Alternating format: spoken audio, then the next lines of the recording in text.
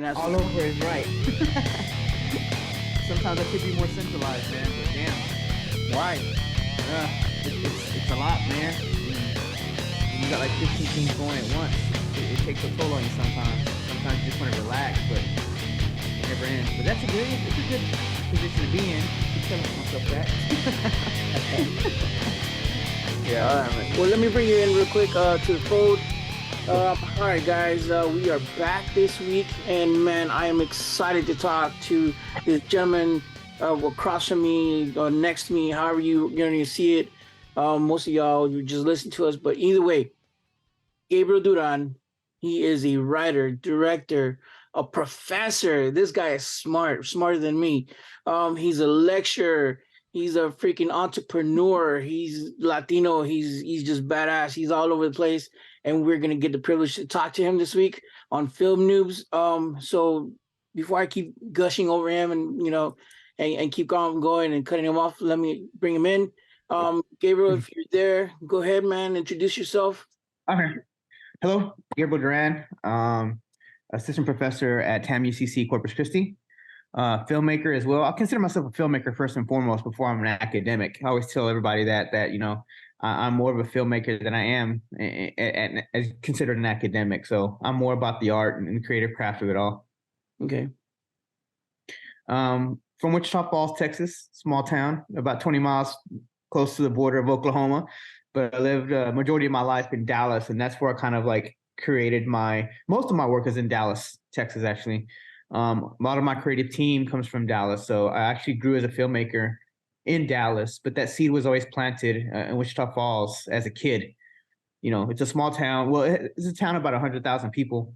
But when you're growing up, man, and your dad works at a restaurant, that's what he does, and you go help your dad in the summer working at the Mexican restaurant, and you don't have dreams of being a filmmaker. Like, what the hell is a filmmaker? How do you go to school for that? Yeah. So having those dreams, man, and it was implanted by going to grandma's house. Grandma had cable. Back in the day, I don't know if you remember, but those boxes, the little zippy things. Yeah, 1 through 99. Exactly. The little zip things. And she had cable, man. And what really stuck and burned an image in my mind was the evolution of MTV. That was like the first wow moment for me of understanding, like, man, these people are getting paid to create this artwork. It was mesmerizing, but more than anything, it was more of Michael Jackson's Thriller. That was the one that really set me off to really think that these people were getting paid to become filmmakers and how this creative art was being displayed and somebody was actually doing those jobs, right? That mesmerized me as a kid watching that because it was like a music video, but not, it was like a mini movie. And then they released behind the scenes on MTV and you get to watch the whole process, how it was made. And that's what really intrigued me. Even to this day, I'm really intrigued by looking at, like, say, when it was DVDs, when we watch movies on DVDs, right? Yeah. Going back, looking at the stuff like behind the scenes and seeing how films are made. And that intrigues me almost as much as the film itself, and that's how I kind of latched on and planted that seed as a young kid is how filmmaking was just, it boggled my mind how that stuff was being created, But, as a kid, man, I mean, like Latinos, parents don't tell you, hey, what do you want to go to college for? It was more like, you're going to help pop or dad or your mom do this or that or this. And no college wasn't being talked about or nothing like that was planted into us as far as higher education. It was a day by day thing of just living life. And when I had the opportunity to move to Dallas, I did and worked and found that I could go to school to become a filmmaker. And started going to University of Texas, Arlington. And that's kind of where everything kind of flourished for me. That's badass, bro. Yeah, I'm totally with you. MTV had a big, and I think our generation, and I'm speaking generalized, I think you're about the same age as I am. I might be just a little bit, grayer. But our generation pretty much had the awesomeness of growing up watching some of these artists push the limit, especially like you said, Michael Jackson. Michael Jackson always would come out with these badass videos. The one that stuck with me was the one where he's a gangster and he's doing all these moves. Oh, yeah, Moonwalk. Yeah. That was amazing, man. Honestly. Yeah, to see the behind the scenes of how he did Thriller and everything, that was just one of those things that, yeah, just to me it got me. But for me was horror films, and back then Fangoria used to be real big, so I used to get the books and always look at the behind the scenes and how they did certain things. And I would just imagine, because again I didn't have cable, I just had the magazines, so I would just imagine what it looked like to do all that stuff, because you only get little pictures. But yeah, I'm with you, bro. It has been a big evolution from, I guess, the 90s to now. Big, man. And it's funny because you have people who love, like, generally love movies and can recite any movie, who the director was. And that's not me. I was more into how the process of it all. Yeah. I was more interested in how they did this or how they did that or how that was pulled off, or the techniques of how to teach actors or how to work with actors, techniques of how to organize. And, that's what I was more interested in. I was interested in how to create. And it was just a journey that, and it's funny because one of the biggest questions I have when I speak at different universities about this, when did you actually find, your identity as a filmmaker, and what made you find your identity as a filmmaker? And I think that's the biggest thing that beginning filmmakers have to learn is, what do you want to do with it? Like, what is your purpose being a filmmaker? And I didn't really find that out until maybe my second year at film school. As a student, you're trying to just figure out who you are as a person first, to be an adult. And then you're trying to understand what the craft is that you're doing. You're trying to learn the foundations of filmmaking, but then you're trying to separate yourself from everybody else, because every student, every filmmaker falls into the cliches of the cliche filmmaker, especially students. They first start shooting, they want to start shooting. They wake up and they hit the alarm clock. They go brush their teeth. They want to do this stuff that they know, right? It's the cliche film, the student film. Oh, it was all a dream after all this stuff happened. It was just a dream, like all these cliches the students fall into. And I didn't want to be that, and I wanted to make sure that I separated myself with that. And the way I did that was to look into myself and look into the stories that my family have told me, immigrating from Mexico to here, and the stories that they went through, and the problems and the obstacles that they had to go through to become, just to live life in the United States. And I think that's when I started realizing I need to start telling stories that meant a lot to me. It meant a lot to people who understand the struggle and struggle as far as like your family and what they've been through. So once I started doing that, I started to shoot films that were in Spanish, and I didn't even speak Spanish fluently, but I wanted to shoot films in Spanish because I knew who my target audience was. It was just me. It was my family, my type of people. So once I was being true to that, that's when I started to realize and hone in what I wanted to do as a filmmaker. And like I told my students now, I said, you're shooting films, but I don't want you to shoot YouTube. We're not shooting YouTube videos here. Like, we're not doing that. You have a powerful tool in front of you to tell a message and to get a hold of somebody, to give a message so people can understand. And we don't want to waste anybody's time by shooting YouTube videos. You can do that on your own time. In this classroom, we're shooting films with a message that are going to respond and have a response from the audience. That's the whole key of filmmaking. Yeah. And that I'm glad you bring that up, brother, because one of the things that I always ask, and I kind of pick on filmmakers, especially when they're like, oh, I'm award-winning filmmaker. I'm okay. Can I see your shit? And they're like, oh, well, it's in the festival run. Okay, well, do you have anything, like whatever? I'm like, I want to see it. How can you call yourself a filmmaker unless you see something? You know what I mean? Get it out there. Get fucking just YouTube. I don't care. Get it out there, bro. That's what we're supposed to be doing, is emoting emotion, a freaking an idea, something. Even if you touch one person throughout your whole career, to me, that's a filmmaker. And a lot of people are like, no, this is, and I'm like, then why are we doing this? I mean, yeah, it's great to get paid, but at the end of the day, if you don't do anything with it, then what's the point? And I don't know. I guess maybe I'm the only one that sees it that way sometimes. And I'm like, okay, I guess we're doing this because we're gonna try to get it on HBO, and we never do.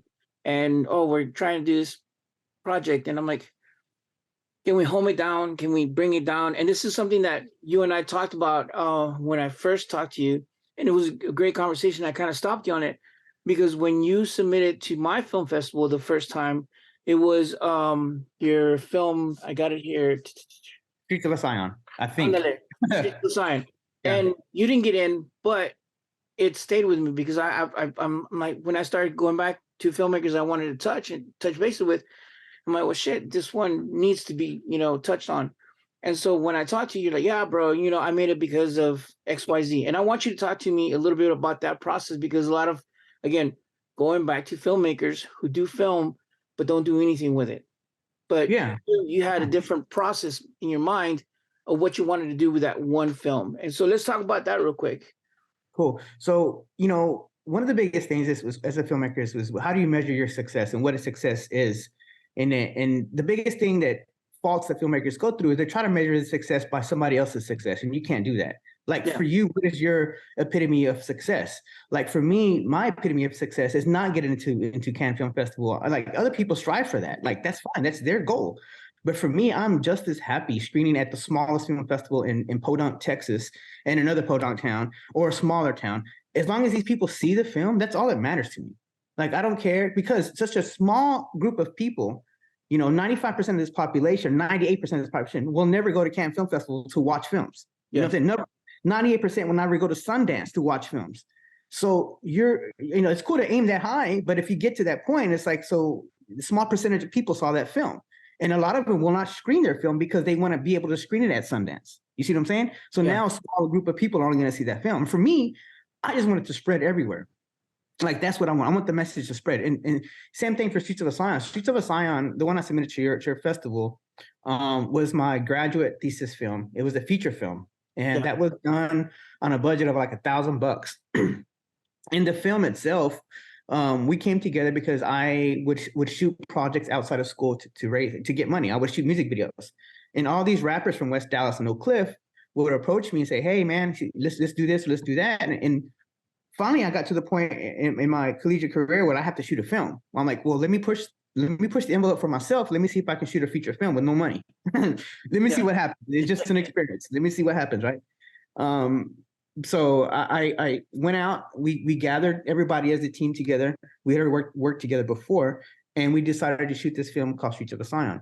Now, there was a foundation of a story that I wanted to use, and it was loosely based off of a kid that used to come to our house every morning. He would go with us to school. His name was Bobby, and Bobby was half Latino, half Black.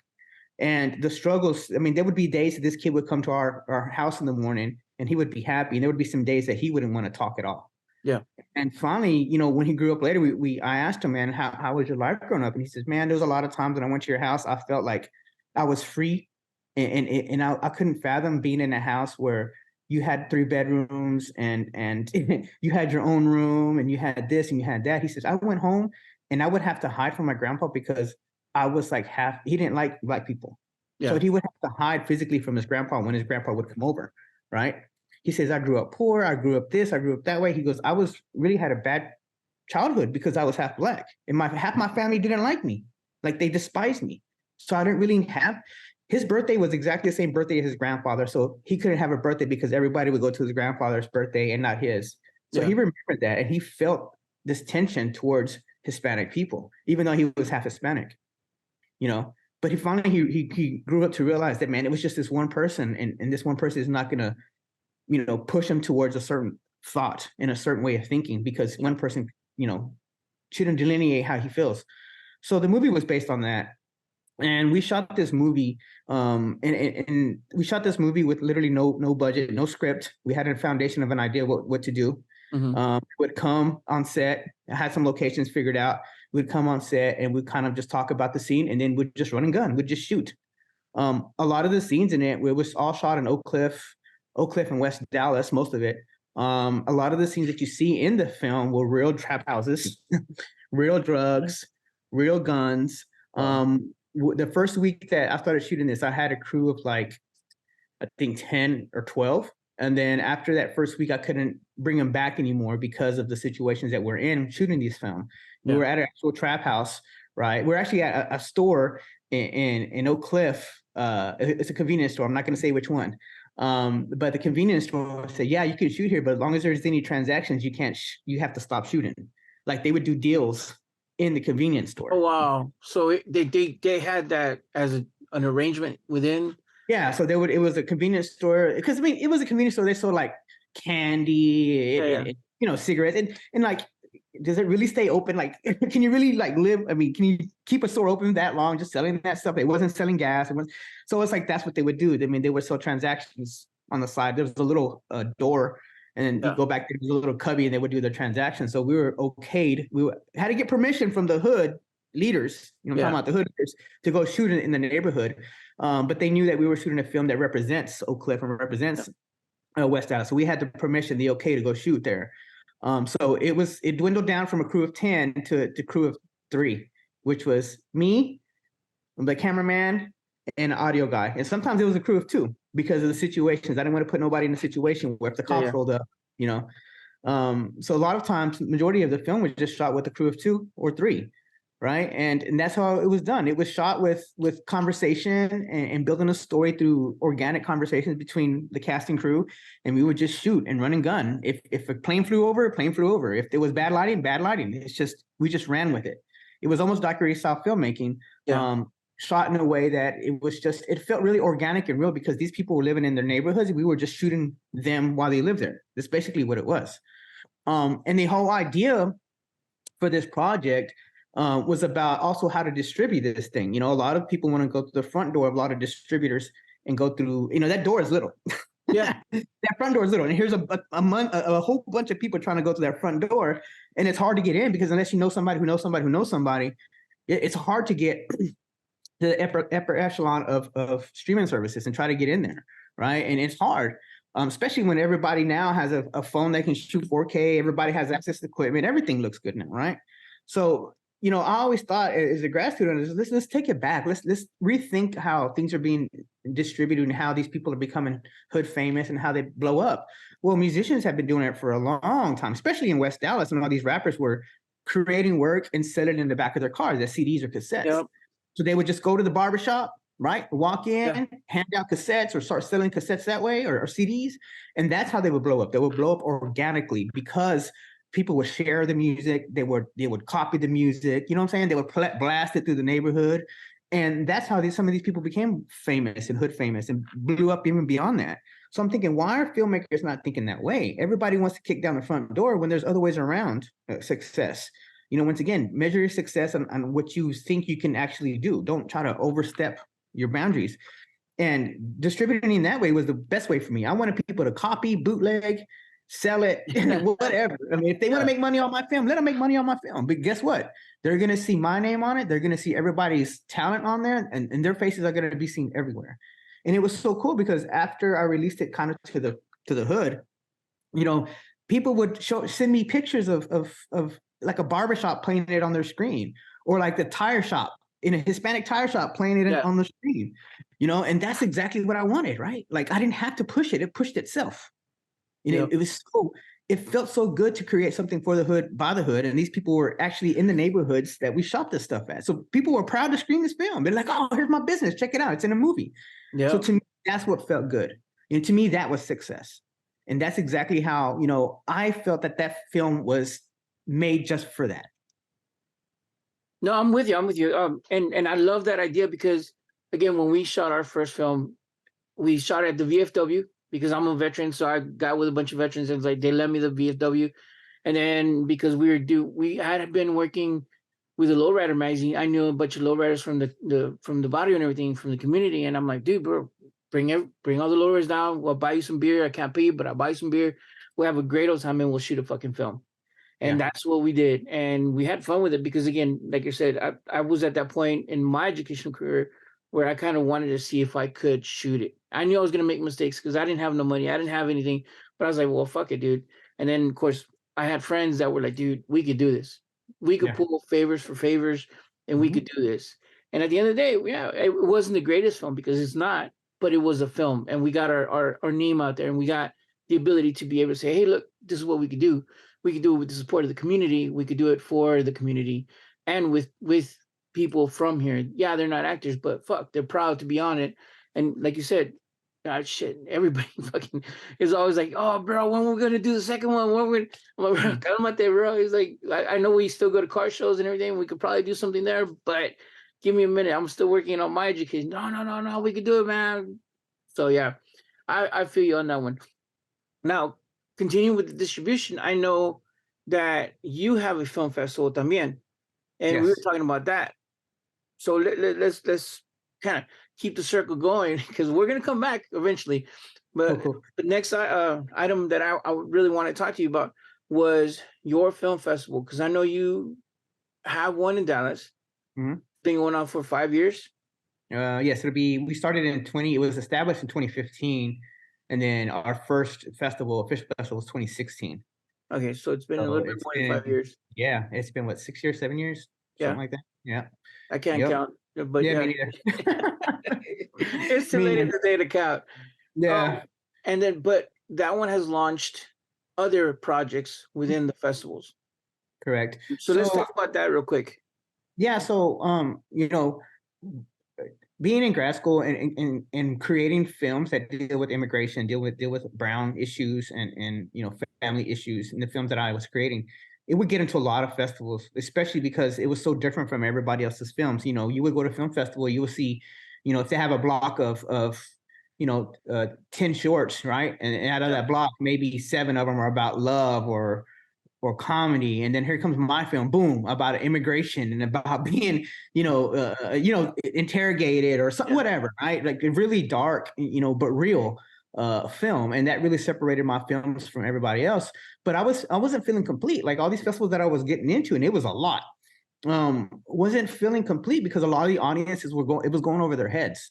I would get, well, don't get me wrong, I would get a few that would stay after and talk to me about the film and ask me, well, did that really happen? Or is that based off something real? And, stuff like that, which is great. I mean, I'm connecting with these people in some sort of way, but it was still missing the audience that I was really aiming for.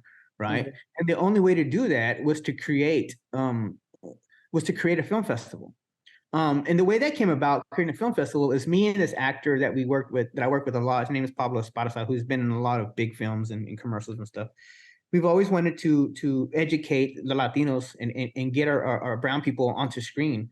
And I always tell my students, if you want to be successful in the industry, you know how to shoot a film. That's great. And what if you start winning all these awards? Yeah, you shoot a film, but think beyond that. What else can you do besides that? How can you have a bigger footprint in this world other than just shooting films? Right. I always told myself I need to do something beyond what I'm doing now. So we created a acting school or a film school for Latinos who are just like the average guy. The average guy who wants to be a waiter, who's a waiter, or an average guy who's working lumber or whatever. So they would come to our class and we teach them how to get into the industry. We teach them how to do casting calls, how to do monologues, how to do this, and all Latino based, right? All Latino based. And the good thing is that when it was happening, when we had our school, the Queen of the South was filming in Dallas. So majority of our students got into the Queen of the South, and a lot of them reoccurring roles that they would come back constantly on the time. So it was great to have these Latinos in the industry finding foot, because we guide them in the path and the way to think about something other than just that, right? And to chase their dreams. And then from that came the festival, because we sat down and talked about doing a festival also. And that's when the festival started. Because number one, lack of representation. Number two, having films like mine, being amongst people who understand those films. So I felt like I needed to bring something to Dallas that really utilizes and focuses on Latinos in film. And so we did the film festival first year, 2016 in Fort Worth. The idea was first to have it in a hotel room with a projector. Yeah. That was the idea.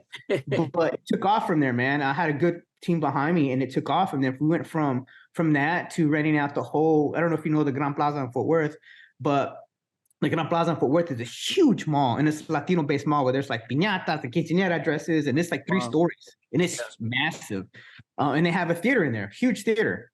And in that theater would take all the blockbusters and they would dub them in Spanish, like every film. Like the newest film that was out, it was all dubbed in Spanish, so all the people can go watch these films in Spanish, right? So we were able to get the actual theater to have our film festival, and then we were able to fly people from all over the world. So it was one of those things that, man, it was beyond the capacity that I ever fathomed it was going to be. I mean, an idea about a projector in a hotel room to flying people from all over the world. The Mexican consulate was there. We had people from New York. We flew in people from Mexico City. We had stars that I watched on television, admire, flew in. I mean, it was a big thing, and went all in the span of 1 year. It was success. It was successful because people wanted to see these films. And it was great because we were springboarding a lot of films that were scared to submit to any film festival in the United States. So we were able to actually screen films that never screened in the United States, and being that platform for them to say, you know what, it's not so bad to screen in the United States. So we were the festival for a lot of first-time filmmakers in Mexico that were able to show their films and showcase them with us. So I am glad. And from there, man, it's just been growing and growing and growing. So we went from Fort Worth. I was teaching at UNT at the time. So it went from Fort Worth to UNT. It was there. It was there a few years. Of course, COVID happened as well. Yeah. So, but we went straight to online. And then we went back to the platform at UNT. And then this year, we're actually going back to Fort Worth. And we'll be doing it in Fort Worth this year, and also expanding to Corpus. You there? Yeah. I'm trying because the picture got frozen, but luckily we still had audio. Is it my internet? No, I don't know. Could it be? So you're going to Corpus then this year? You're running both of them? Yeah. Gabriel? Hold on. Are you there? Hello? Gabriel? I think I lost you. Can you hear me? Yes, I can hear you. Your screen is freezing. It's my internet. It might be mine too, man. Mine's dropping a little bit. But I had two Zoom meetings today. It was fine. But I had it on my iPad. Do you want me to restart this? No, because I mean we got your audio, so it's good. Okay. Sorry. I know you were talking about moving to Corpus. So is that the whole film festival moving to Corpus, or you opening up a new one in Corpus? No, I currently live and reside and teach in Corpus, Texas A&M Corpus Christi. I teach film here at this campus here. And so ever since, one of the biggest things that really got me the position was not only films in the film festival, but also because of what I'm doing outside of films. The film festival is a huge part of me getting hired at UNT, also a big part of me getting hired here at this campus as well, because I knew I was connecting, not only making films, but also connecting with the community and really trying to help bridge filmmakers with academia and other filmmakers as well. So that was a huge plus for the university.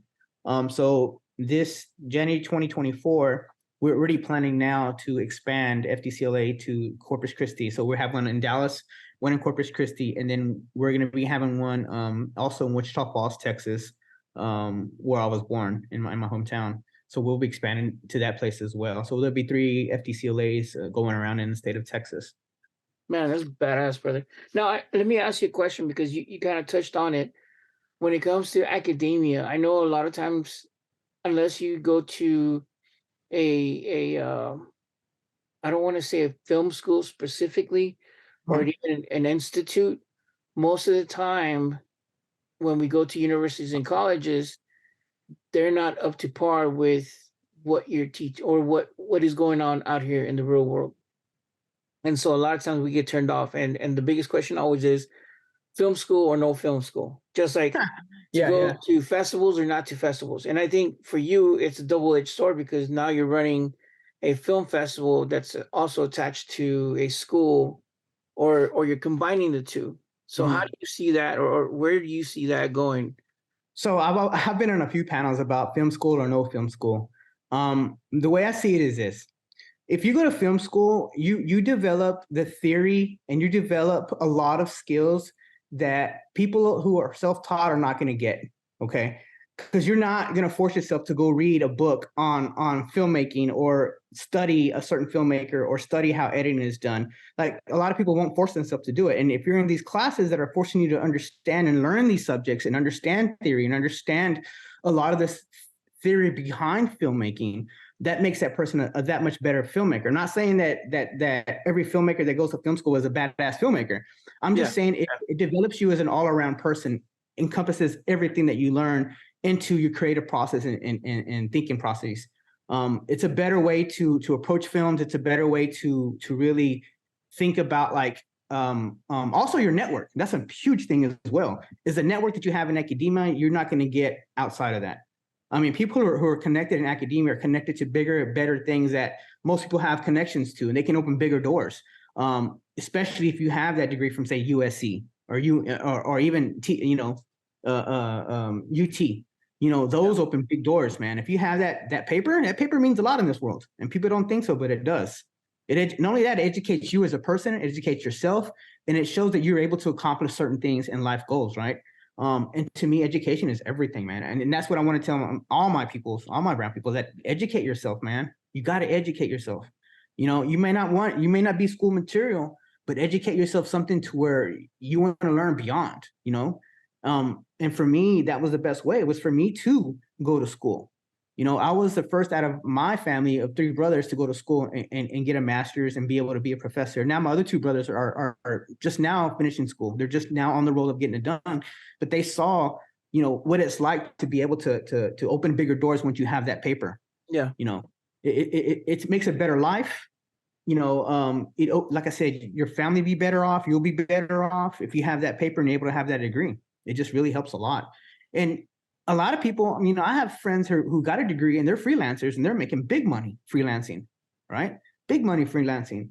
But I felt like my plan was to shoot my films, go to school, get my degree, get a master's, teach film, to have a steady check that's always going to be there.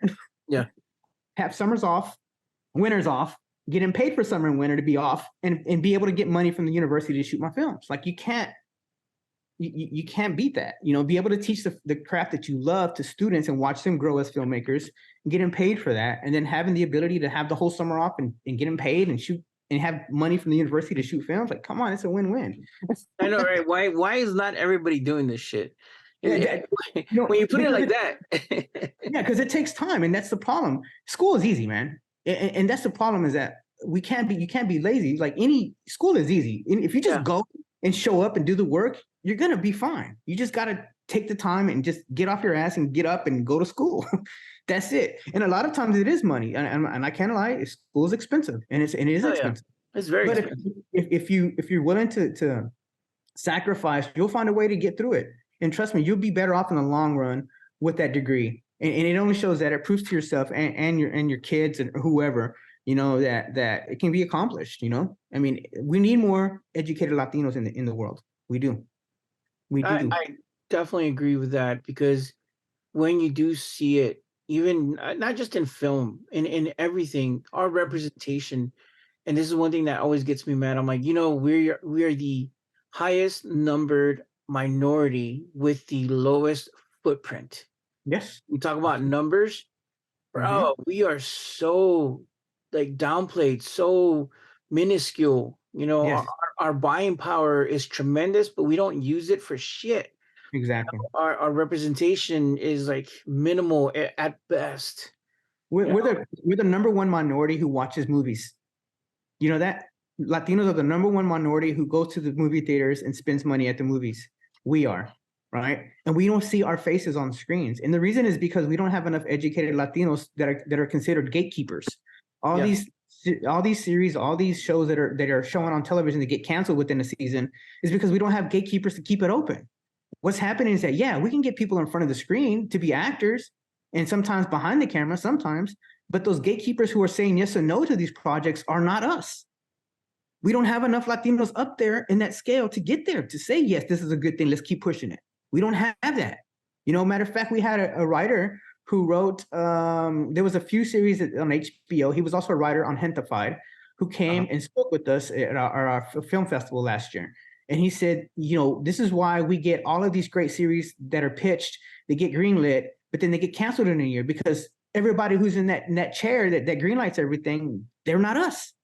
They're not us, right? And that's why we don't have these people up there in this position. So we don't have enough educated Latinos to build up and get up into those positions, right? So that's why it's important for us to build as a community, to help each other, educate each other, and open doors for other people. And unfortunately, man, some of us as brown people, and I've noticed this because with film festivals, even the other events that I do for Latinos, we're like crabs in a bucket. Something about us, man. The crab theory. Yep. I know the crab theory very well, brother. It's the honest truth, man. Instead of pushing somebody up to succeed, we want to bring them down. And that's the Latino way, unfortunately. Yeah. It is. It is very sad, because you see it in politics. You see it in shit. In business, when you start looking at things, that crab theory applies to us so well. And another thing that I always play, and I always joke around the fact that as a Latino or Chicano or whatever, we have so many titles, but yet when you want to address somebody, it's like, oh, you're Mexicanos or you're whatever. And we're so proud of being that one specific thing, and I know, and I excuse what I'm about to say, but like black representation, you're black, everybody's black, and that's one culture. Well, Latino is like, well, I'm Mexicano. Yeah. Well, why can't you be Latino and help out the Latino culture? No, because I'm Puerto Rican.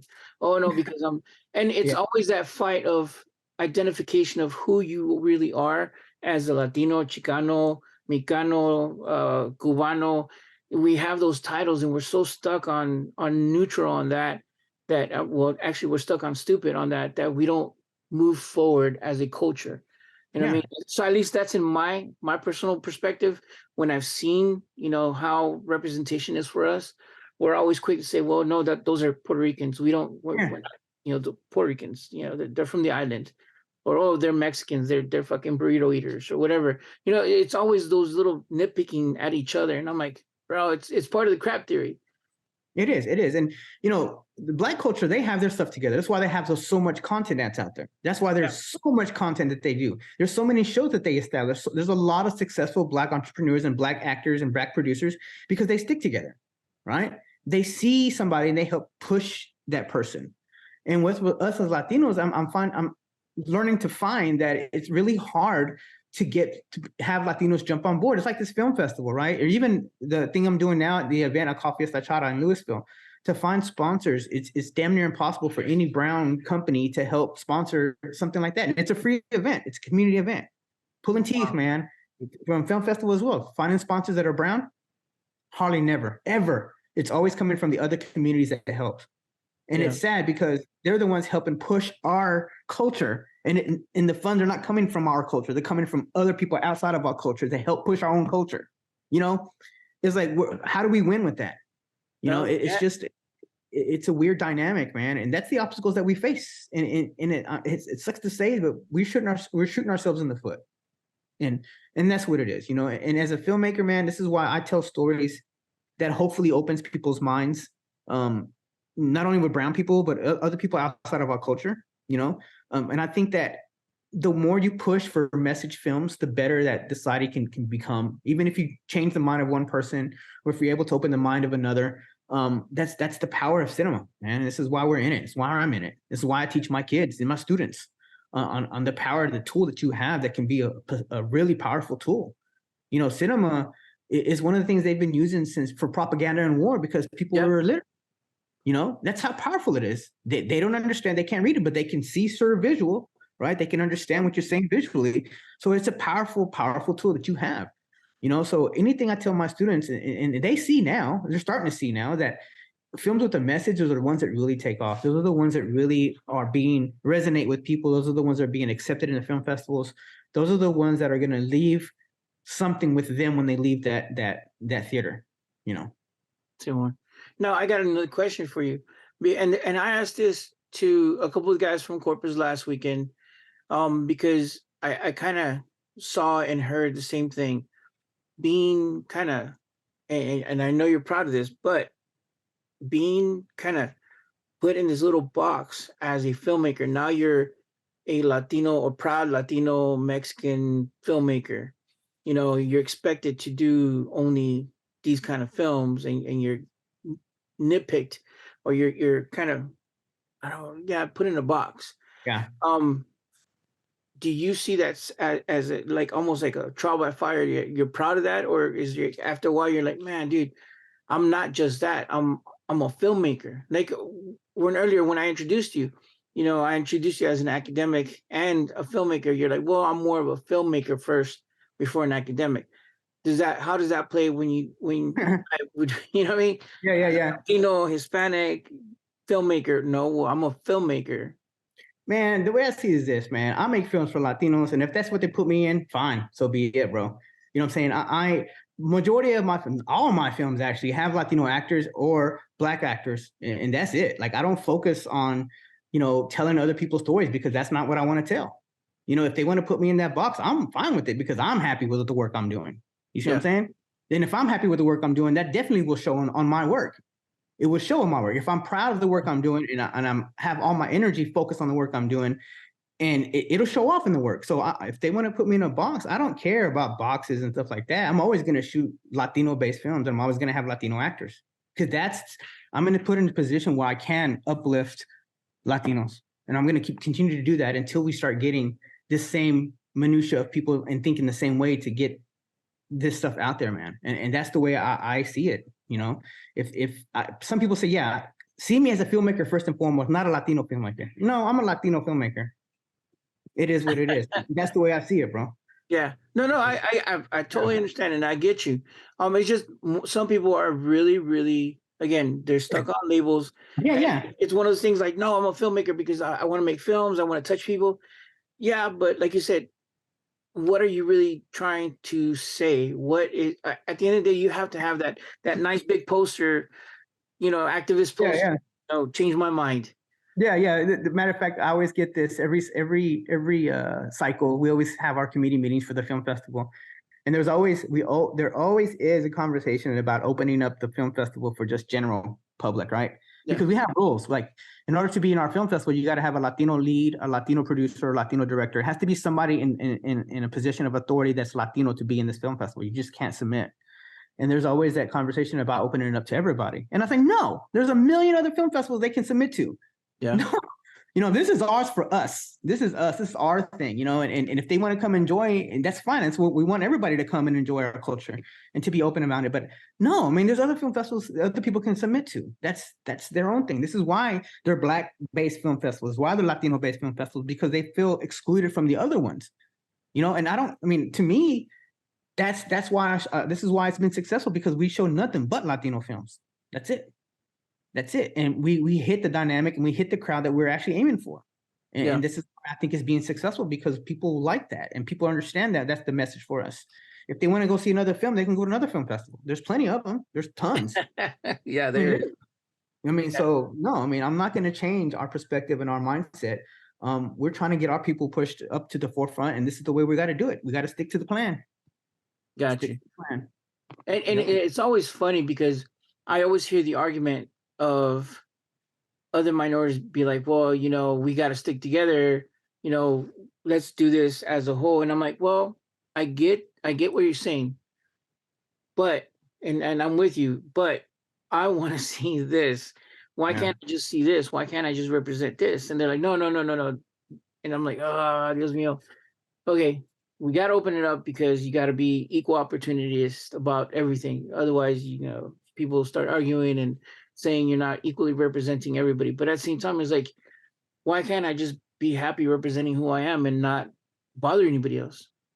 Yeah. And that's the thing. It's like, we have, no, we get me wrong. We have films that have Black actors, Black actresses, white actors, white actresses.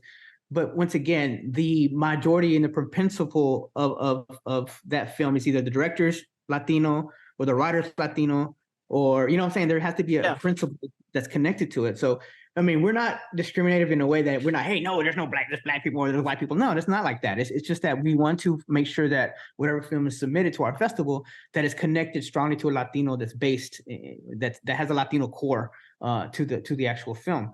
And that's what I like. I like to see films like that, man. And that's what I'm going to continue to start doing, even here in Corpus. That's going to be the way we roll. No, that's awesome, bro. I applaud you for it because, again, like you said, there is 1,001 fucking film festivals out there because there is. Shit, here in San Antonio, we have like maybe about 20 different I got a lot festivals, and I'm drowning because I'm this little itty really dumb underground film festival, and I'm like, you know what? I just like cheesy B movies, and that's really what I want to see. And people are like, oh, I'm like, no, I want to see the low brow, low budget, no budget, stupid, cheesy film, because that's what I love, Dude, stick with what you love, man. You'll be really successful at it, bro. I'm telling you. Yeah. And that's the way to approach a lot of things in life. When it comes to creative projects, stick to what you love and be true to yourself as the messenger of your creative art. And that'll come off the page. It'll come off the screen, genuine and real. And that's the best way to approach anything. That's the way I do. No, I'm a little tired to you because a lot of what you're saying, I really wholeheartedly agree. It's just great to hear from another person who's in the community, who's academia, in fucking film, in festivals, and you know what I mean. So you're doing all this stuff that I'm like, I'm applauding you for it, and I'm glad to hear somebody else is actually taking the reins and running with it. The last thing I wanted to ask you about, and I don't know if you're comfortable yet talking about it, but I know you have an upcoming project about distribution. Uh-huh. Yes. I can only go so much into that. Yeah, I know. That's why I said I don't know how comfortable you are talking about it because you're still in the working process. Yes. Because I know I hit you up. Yeah, for sure. Yeah, and you're not the only one, bro. I swear to God, in the last 4 months, I've been hit up like maybe 6 times about getting some stuff distributed, and you know, and going through the process, you know, doing the festival for so many years now, and watching a ton of films, bro. You know the process of how many films to watch, and you know, going to a lot of film festivals as well, then supporting my students at their film festivals. Matter of fact, I'm doing a film festival this Friday for the university. So doing like all of this stuff, man, and seeing the work that's out there, and just seeing the work that's online, and you know what's all the creative stuff that's happening. It's a world full of content, ton of content. And how do you you know come and rise to the top of this whole haystack of content, right? How do you become that needle in the haystack to really separate yourself from all of this content? And it's hard, right? And especially on streaming services, you know, people are like, "Oh, I'm on Tubi or I'm on Amazon." Yeah, bro, but anybody could be on that. You just got to fill out the paperwork and upload it. It's not nothing special, you know. And you're never going to get back. Say if you shoot a feature film and you spend $10,000, you're not going to get your $10,000 back. Just be honest. That's just the way it is, right? And for people to actually pay attention and notice your film on Tubi, like that's hard, because there's other things that they can, just like me, when you're on Netflix, you're screaming through the stuff, and if you don't like it, you just turn it off and go to the next one. It's so simple, just to like move on, right? So to me, some people consider success as being on Tubi or being on Amazon. To me, that's not success. You know, some people want to just shoot films to make money, which is great. I mean, that's their end goal, you know. And I more kudos to them, as long as they do good content, and if they get paid, let them get paid.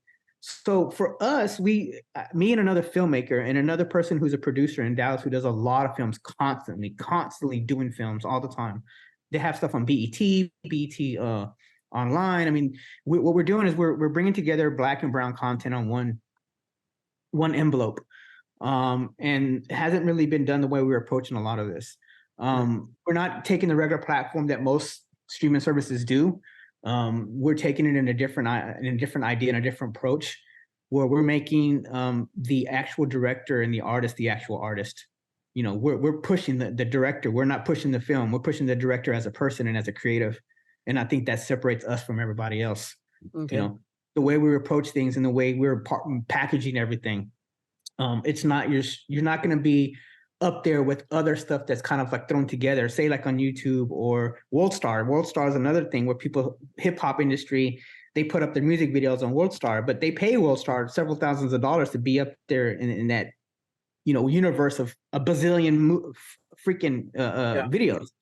You know, it's hard to get selected from that. So the way we approach things is a little bit different. We want to really push the director, push the artist up in the forefront, and I think that's what's key. It's like a record label, right? You push the artist. You push the artist, much as their work as well, much as their content, but you push the artist first and foremost. And I think that's the way we approach things, and that's the way we're going to approach things. That's awesome, and that is totally different because you are right. Like when we got picked up, it was up to us to still do marketing, and a lot of times we had to do guerrilla marketing. You know, the Facebook shout outs, the tags, the fucking hashtags, but it was all on us still to get our movie out there. You know what I mean? Because again, when they sold our movie, it was a package deal with, 50 other fucking films that year at, American Cinemarket, whatever. And we were just lucky enough to be in that package, and we got package deal. Now we're on Tubi. But again, at the same time, we have to do our own marketing. Otherwise, nobody's going to see it. Exactly. It becomes marketing in a way, especially on social media, becomes stagnant because we're so used to such a short attention span. We flick and we flick and we flick. Yeah. And we don't stop to watch things. And a lot of times, the things that we stop and watch are irrelevant to what we're talking about, right? Just comedy shit or BS.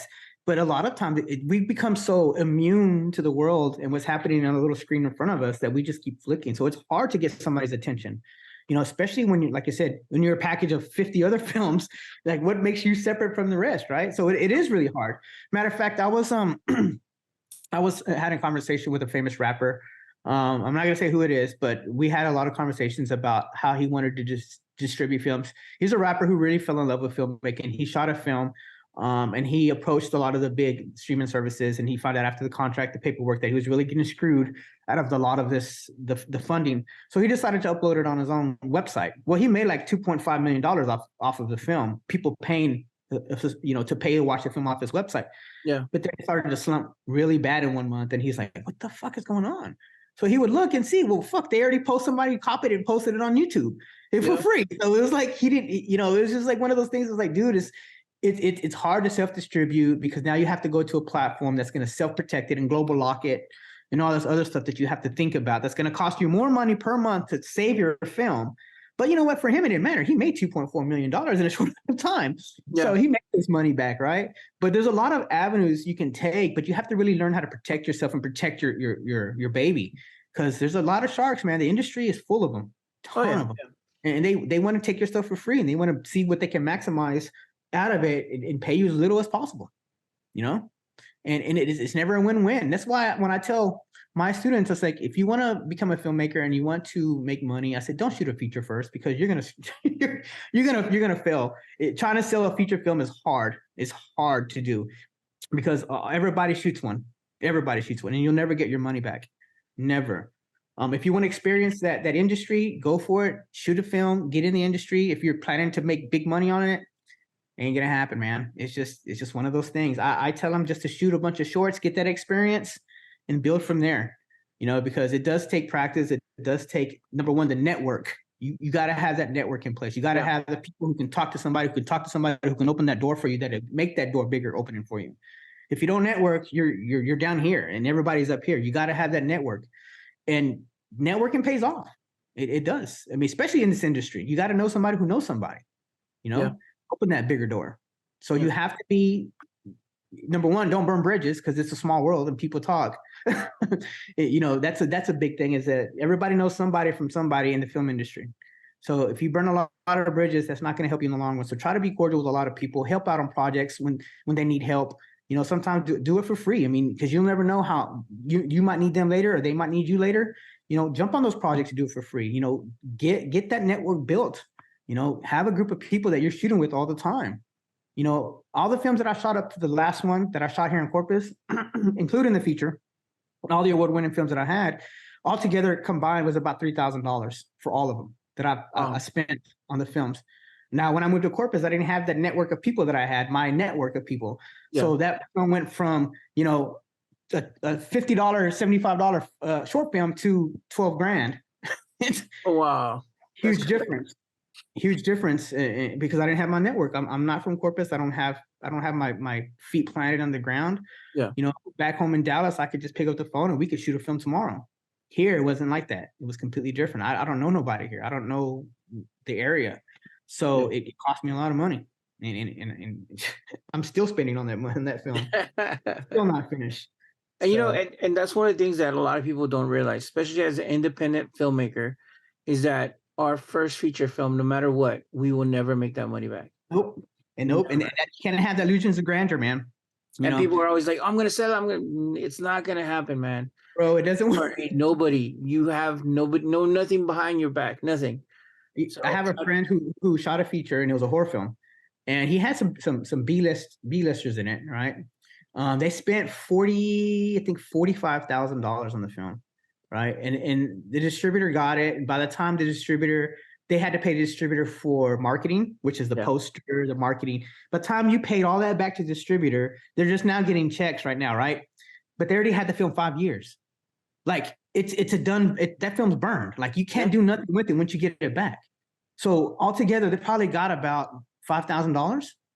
And they had B-list actors. They had people from actors from the Titanic, the actual movie, the Titanic, that were in this film, and they lost their ass. But that was a big experience for them to understand that, No, man, you're not going to make money from a feature film. There's just too much competition. There's just too many factors out there that block you from doing that, right? Yeah, especially at our level. And I say our level because again, independent guys, I don't think any of us, unless you made a big Hollywood film recently that I didn't know about. And if you did, that please let me know. No. But you know what's funny? I come from where Pablo, the guy that I worked with, he does a lot of Cine Mexicano. Yeah. I don't know if you know what that is, but there's a channel called Cine Mexicano that shows all of these really horrible, I'd say C movies, right? And they figured out how to do this, man. What they do, and this is one of the reasons why we started CTC school, because what they do is the director would charge people to be on his film. Oh, so wow. If you wanted to be an actor on his film, you had to pay $5,000 or $3,000. And these people would pay. They would pay because they wanted to see themselves on screen. Didn't matter if they never acted a day in their life. It didn't matter if they knew how to read a script. If you paid, you were in the film. And that's what they would do. They would charge everybody. They would pocket $12,000, right? Then they would sell it to Cine Mexicano for $2,000 because that's what they bought the films for. It's $2,000, right? So they made, $15,000 profit. Okay. And then the people were really happy because they saw themselves on Cine Mexicano on the television channel. So they were happy. Now they're movie stars. Now they're stars, right? Yeah. This cycle continues even to this day in Dallas and Houston, where Cine Mexicano, these directors would do this with these people. People would pay these people to be on a film set, and that's how they made their money. That's the only way I saw people were making money, but it was such a negative impact. Jesus, it was such a negative impact on how we were as filmmakers, Latino filmmakers, because the films were horrible. They were bad. I mean, think about it. People who've never acted before, right? Yeah. And it's bad because there was a lot of conflict with people stealing money and this and that. And it left a bad name for a lot of Latinos, especially in the Dallas area, trying to, shoot films. But that's the only way that I saw people making money, 100% big money, was doing it Cine Mexicano style. Bro, I couldn't imagine taking advantage of people like that. Yeah, and I mean, I've worked for free. I've worked for free for a lot of fucking films and a lot of shorts and everything. And I felt like I was being taken advantage of, but not to where I'm paying somebody to be in that set. That's just ridiculous. It's ridiculous. And it's 100% happening every day, even to this day. If you just Facebook Cine Mexicano or even just go Cine Mexicano and find out what channel it plays on, you'll see those films being played. You can YouTube Cine Mexicano films and you'll see it. I guarantee the same actors, the same people. These are people who pay to be in these films. They're not hired act. They didn't go through no casting process.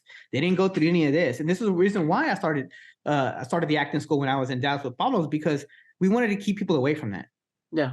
We wanted to keep people away from that and to understand this is the way it's done really in the real world. Another way you're going to get onto the actual film set of like Queen of the South is you have to go through this casting call process. This is the process. This is how you perform. This is how you do a monologue. All of this stuff is to get people away from that whole trap of like Cine Mexicano, right? And you know what, bro?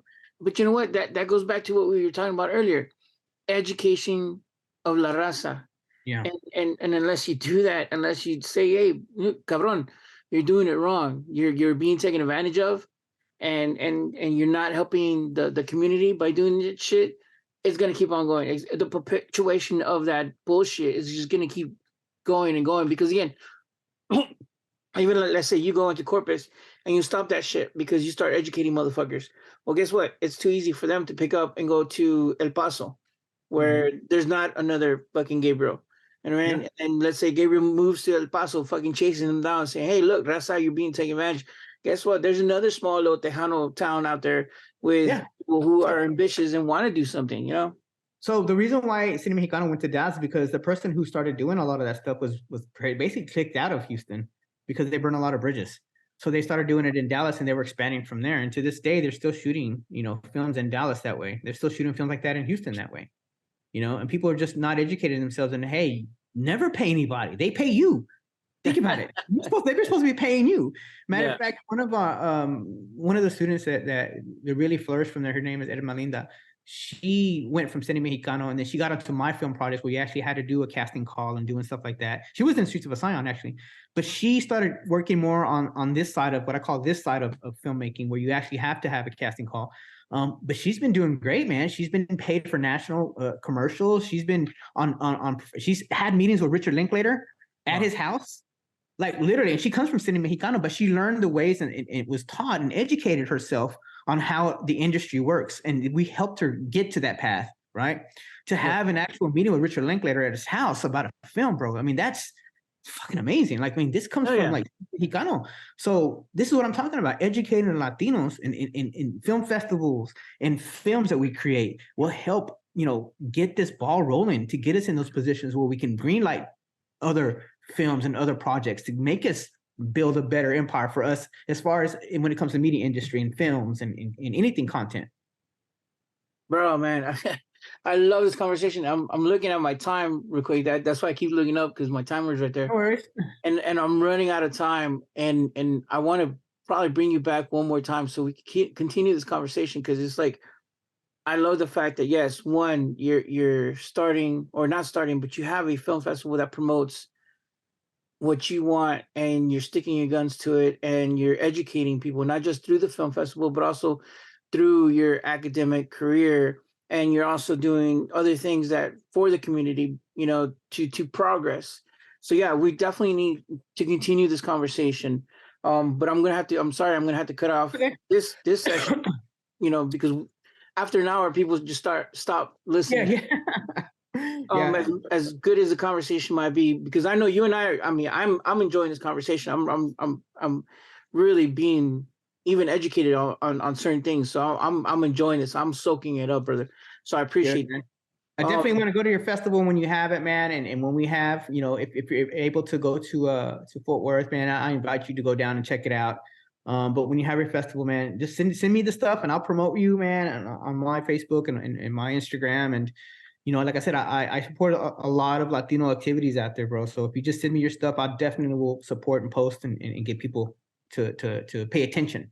Cool. So with that said, give us where we could see you, hear you, watch you, whatever, your handles on Insta, Facebook, all that good shit. And just, this is your time, real quick. Go for it, man. So if you just Google Gabriel Duran filmmaker, it'll pop up a lot of stuff. Gabriel Duran filmmaker on Google, it'll just pop up a lot of stuff for me. But for my Instagram, it's Duran1 with the number 1 films. Duran1 films all together. That's how you find me on Instagram. And that's mostly where I'm at. My Facebook is kind of more for family stuff and stuff like that, but Instagram is where I'm at. But if you just Google Gabriel Duran filmmaker, it'll pop up a ton of stuff on what I've been doing and where I'm at right now. Because I know your actual website is duran1films.wixsite.com. Yep.